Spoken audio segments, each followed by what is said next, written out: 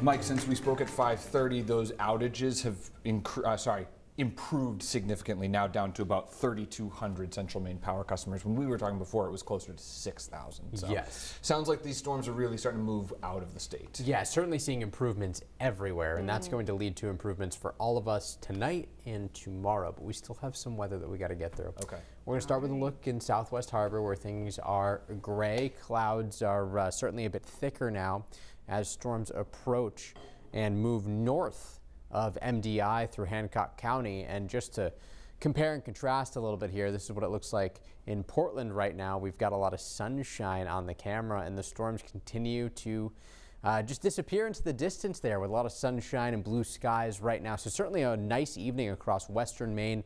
Eastern Maine still dealing with some unsettled conditions, and I think that's going to be the case here over the next hour or so before we all see big improvements.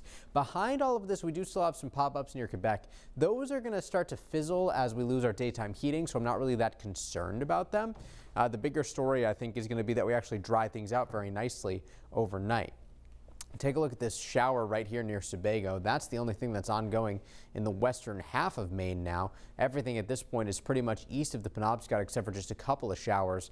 And the bigger story is going to still be this one cluster of thunderstorms here that's moving toward Beddington and over the border into Washington County. This will likely clip Cherryfield too.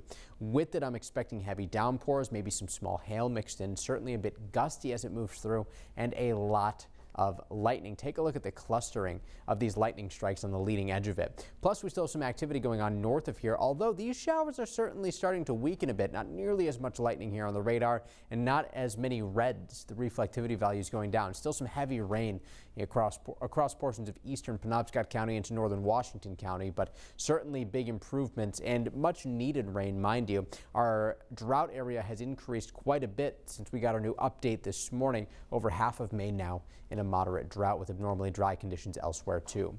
Throughout the rest of the evening, shouldn't see much more in the way of showers, just a couple of light ones that try to sneak in. And then we dry things out pretty nicely. 50s everywhere overnight tonight. And then by tomorrow, full sunshine expected with some puffy clouds popping up in the afternoon. Temperatures right around 80 degrees, give or take a degree or two. High pressure settling in for tomorrow, lasting into Saturday. But by Sunday, that's actually going to help us tap into some heat and humidity. A cold front comes through early next week, and with it could see the threat for a couple of stronger thunderstorms too. Seas around 2 feet tomorrow, some fog in the morning.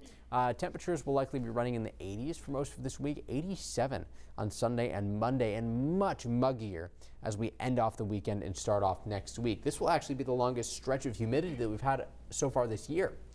Certainly feeling much more like you'd expect mid-July to. We haven't really dealt with that, but here it is. All right, we'll take it. It's summer. Thanks, Mike.